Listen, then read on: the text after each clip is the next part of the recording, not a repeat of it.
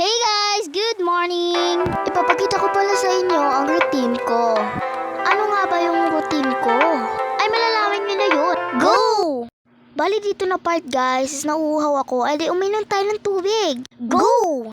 So nag-igib na nga po pala ako dyan ng tubig. At binalik ko na. Charis. Binalik ko na yung pitchel dyan dahil baka lalamig pa yan. Stretch din po pag may time. Kinuha ko na nga rin po pala yung upuan dyan. At umupo at uminom ng tubig. Ay go! Tulala pa nga ako dyan. Kinuha ko nga po yung cellphone ko dahil maliligo na ako. And fast forward, nakabihis na po ako. O diba?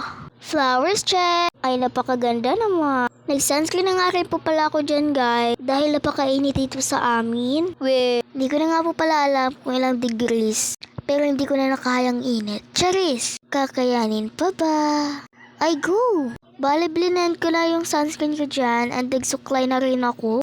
O, diba? So, yun lang guys. Sana nag-enjoy kayo. God bless!